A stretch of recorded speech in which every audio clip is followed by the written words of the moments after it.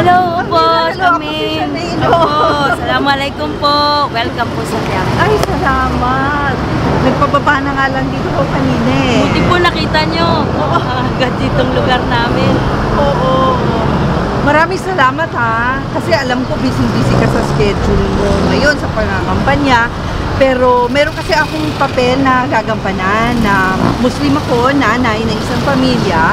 At usually, nagbabasa lang naman ako o nanonood ng mga documentaries sa video. Pero napakalaking bagay yung makakausap ko talaga. Ito to Muslim, lalong-lalo na ikaw, Muslim leader. At makakasalamuha ko yung mga tao mismo mula sa komunidad ng mga Muslim. Excited ako. Ako po nagpapasalamat ng marami kasi yun nga po nag-take time kayo, mag-research. Oo. Talagang pupunta pa kayo dito sa aming lugar, no? Kaya maraming salamat po. Salamat din. Salamat sa pagpapaunlak. Itong ako,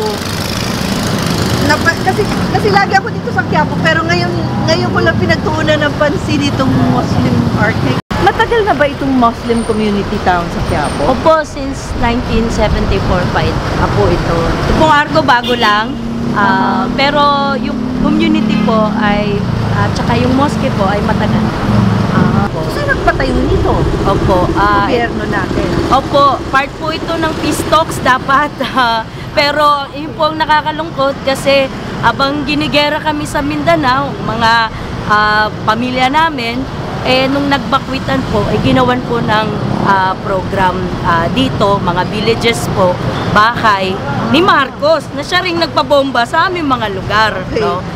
So, nagpatayo sila dito ng mga bahay para sa inyo? Opo. Para paglikas mo dito sila pupunta? Hindi naman po yun yung product. Yung pong Muslim community po abroad, mga Muslim countries, sila po yung nagpatayo ng mga mosque. Kasi dumadami na rin po ang mga nangabakwit na mga Muslim from Mindanao dito. Dulot po ng gera doon sa Mindanao. Dito po sila nag-transfer sa Manila.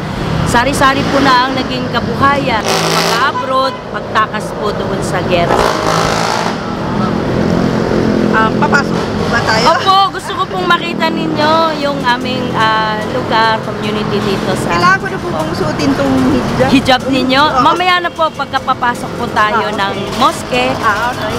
Salamat po. Salamat.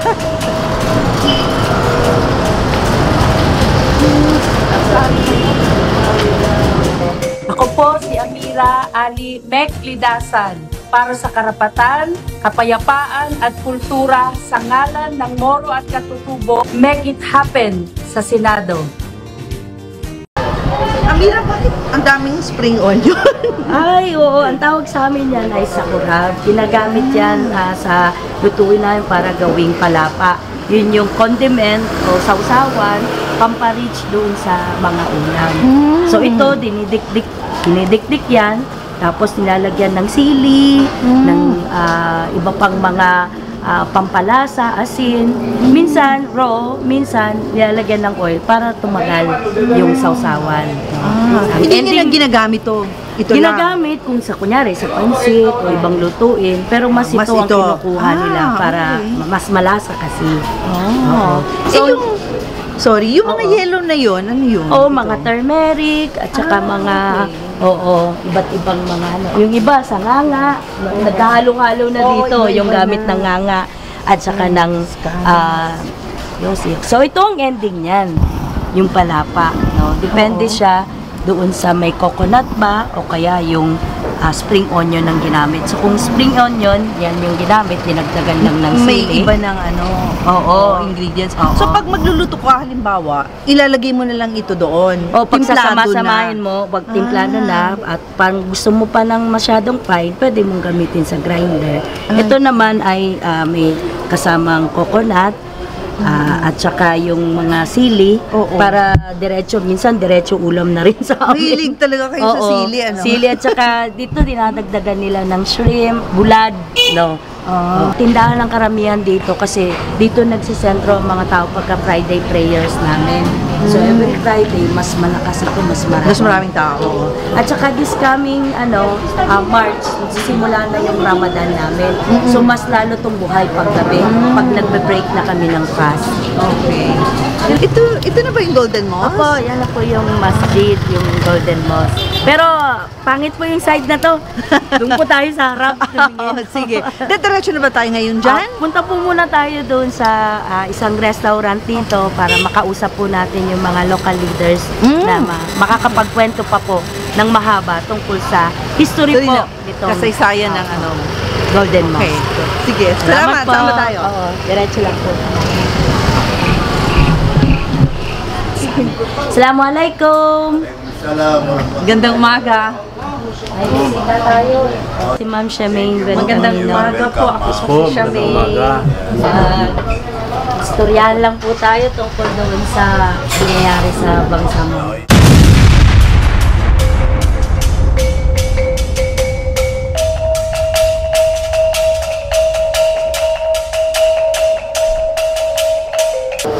Ustads, Kagi, nandito po si Ma'am Charmaine Bencamino para mag-research kasi siya tungkol sa history natin na Bangsamoro, yung mga struggles natin, bakit tayo nakabakwit at ba't ang dami-dami nagabakwit dito sa Manila, kasi mayroon siyang gagawin na indie film at ipoportray niya ang isang Muslim na babae. So sana makatulong tayo doon sa ginagawa niyang research para sa indie film na ito. Assalamualaikum warahmatullahi wabarakatuh. Waalaikumsalam. I'm Ali Alawi, one of the residents here in Manila, in Quiapo, Manila. I came from Lanao del Sur, especially in Marawi City and also in Madalong, Lanao del Sur. Kagi, lagi na lang po tayo nag-istorya ng tungkol ng giyera sa atin at saka nang nagbakwit tayo. Tanong lagi ng mga tao, saan ba nagsimula itong mga giyera-giyera sa Mindanao? Bakit ba tayo laging ginigera ng gobyerno, binubombahan, tapos lagi tayo nakakabakwit? We are still victims of our Philippine history. Because in our Philippine history, the Muslims have no education, they are killing people, we are not like that. During the time of the Spaniards, there is no Christians in Mindanao. Even one, ma'am. Yeah. Yes, only Muslims and Lumad are residing in Mindanao. I read somewhere nga na parang kung hindi raw dumating yung mga Spaniards, most probably raw, ang Philippines will be a Muslim country. country. And a Yes. sultanate. Sultanate. Yes. So when President Quezon was elected as president of the Philippines, then he invited some of his people to go to Mindanao. So they were there. Ang storya talaga namin ay kawalan ng lupa. Ang American period na sinasabi ni Kagi, public land ang description. So ibig sabihin, companies, even multinational companies can own more than 1,000 hectares. Tapos they needed workers and farmers or farm workers, no, sa mga plantation ng Dole, ng Del Monte. So, yung sinasabi ni Bapa na mga farmers from Luzon, lalo na sa Northern Luzon, mga Ilocano, farmers from Visayas, no? So, dun sila titira, they were also given land. Tapos kami, pati ang mga lumad, ako yung forefathers ko, ay nawalan ng land.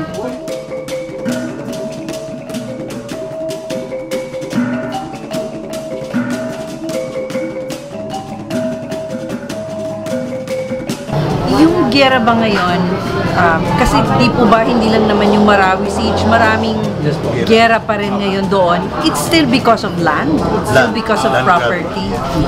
Hanggat nag-declare si Marcos ng martial law.